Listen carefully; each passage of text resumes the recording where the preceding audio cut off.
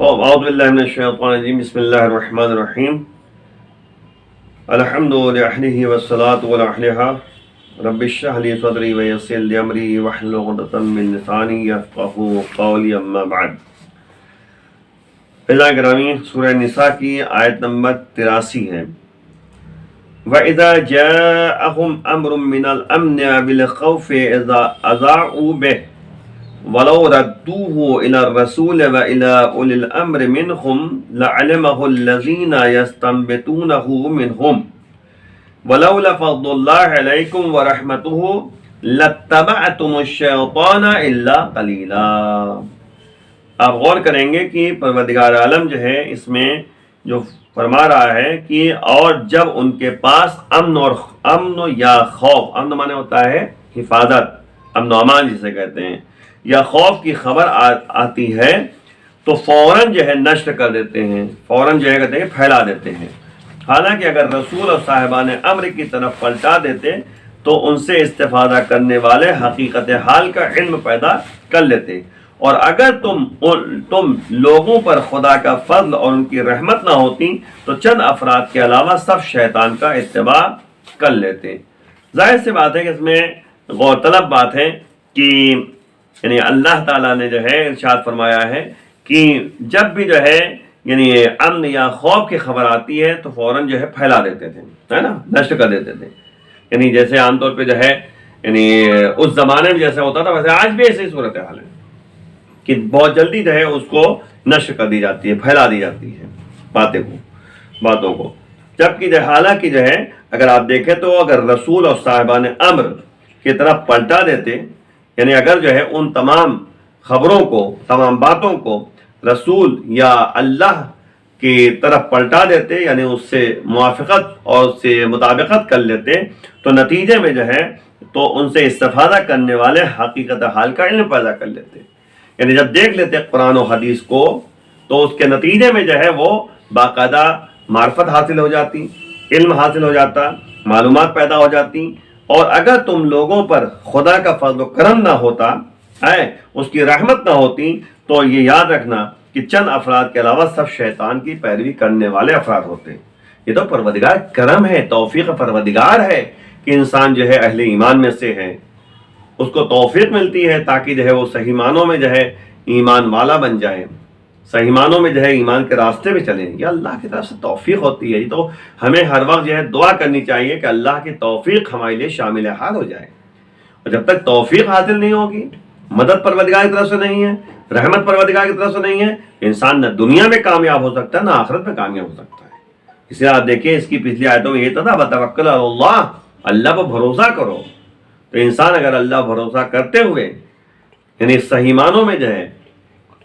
اللہ کے راستے پہ چلتا رہے گا تو اللہ کی طرف سے رحمتیں بھی نازل ہوں گی اور توفیق پروردگار اس کے لیے حاصل ہوتی رہے گی۔ تو ہمیں یہ سمجھنا ہے اور غور کرنا ہے۔ اسی لیے اگر آپ غور کریں تو اس میں جو ہے یہ بات جو ہے متوجہ کی جا رہی ہے افواہیں پھیلانا، افواہیں جو پھیلاتے ہیں ہے نا، اور سوچے سمجھے یعنی بغیر خبروں کا نشر کرنا ہر دور کے منافقین اور سادہ لو عوام کا خاصہ رہا ہے۔ یعنی ہر دور میں یہ صورتحال ہے، آج بھی ایسی صورتحال ہے کہ بغیر سوچے سمجھے باتوں کو پھیلا دینا۔ ہوشیار دشمن جو ہے مخلصین کی اسی حماقت سے فائدہ اٹھاتا ہے۔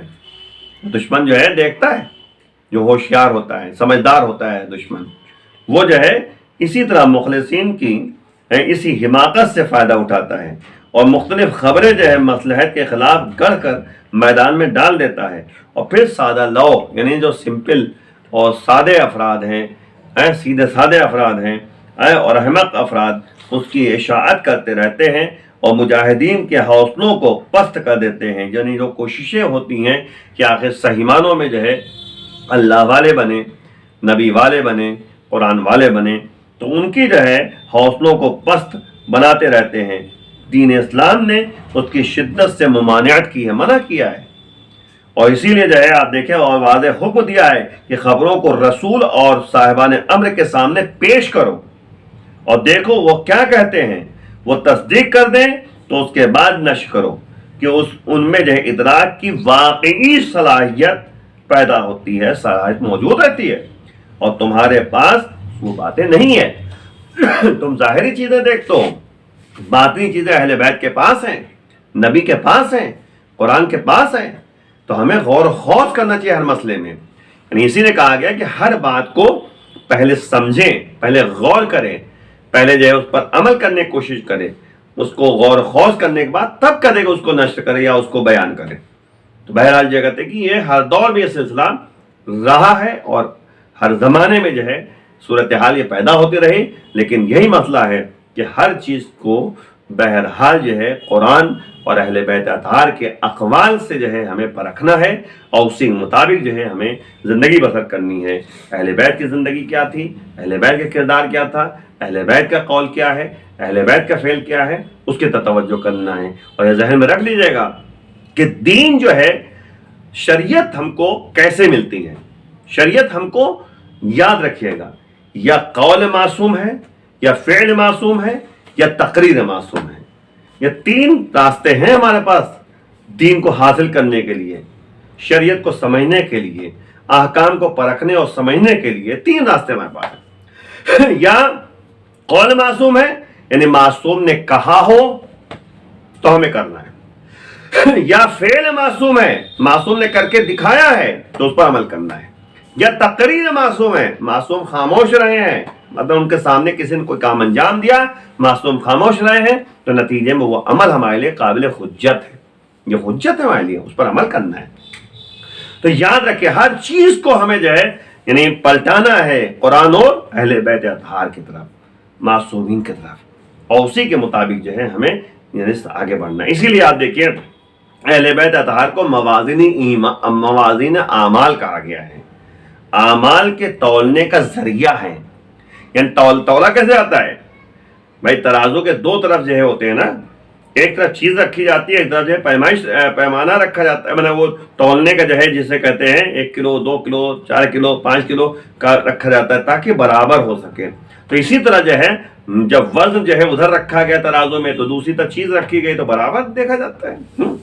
اسی طریقے سے موازین اعمال جب اہل بیت اطہار ہیں تو کیا مطلب ہے؟ ان کے اعمال کو سامنے رکھا جائے اور اپنے اعمال کو سامنے رکھا جائے۔ اگر ہمارے اعمال جو ہے ان کے اعمال سے ملتے جلتے ہیں تو اس کا مطلب جو ہے ہم صحیح معنوں میں جو ہے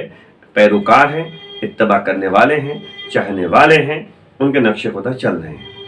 اگر نہیں ملتے جلتے کوشش کرنی چاہیے، انسان معصوم تو ہے نہیں، انسان کو جب بھی جو ہے